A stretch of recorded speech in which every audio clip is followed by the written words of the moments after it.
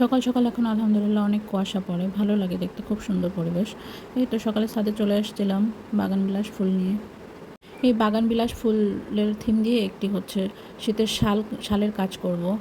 এই তো সকাল সকালে একটি শালের কাজ নিয়ে বসে গেলাম। শালটা ছিল হচ্ছে উলের শাল, হালকা বেবি পিঙ্ক কালারের ছিল শালটি। তারপরে হচ্ছে আমি তো ডেমো এঁকে নিচ্ছিলাম পেন্সিল দিয়ে কিছু বাগানবিলাস ফুলের। তারপরে কী কালার দেবো সেগুলো একটু সেট করে নিলাম।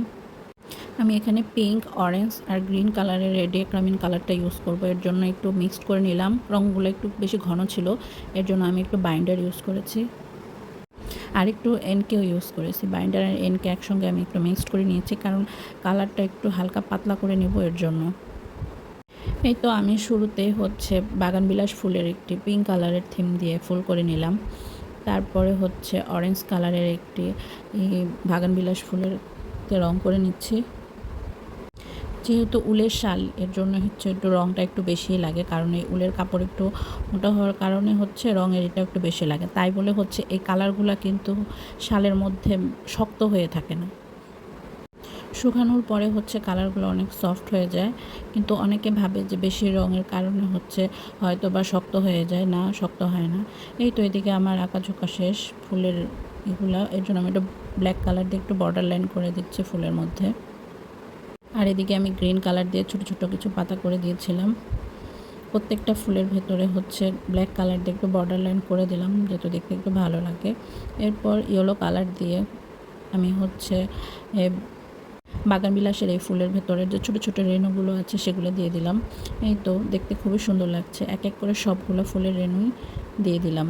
আমি আসলে দুই পাশেই হচ্ছে এই বাগানবিলাস ফুলের কাজ করেছি, আর মাঝখানে হচ্ছে কাঠ ব্লকের কাজ করেছি।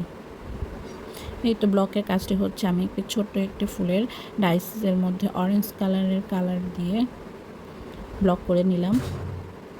এই ছোটো ছোটো কাজগুলো ব্লক প্রিন্ট দিয়ে করলে আসলে দেখতে খুবই ভালো লাগে এই আর কি। এই তো আমার শালের কাজ কমপ্লিট।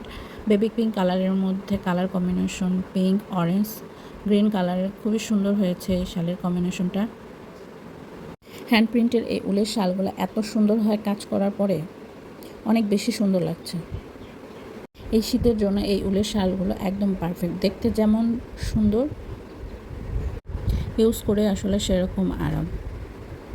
অনেকে ভাবে যে হ্যান্ড পেন্টিংয়ের শালগুলো ধুলে উঠে যাবে কিনা, শক্ত মরমরে কুরকুরে হয়ে আছে কিনা। আসলে না, এগুলো হচ্ছে এত সুন্দর হয়ে রঙগুলো কাপড়ের মধ্যে বসে, এগুলো ধুলে উঠবে না।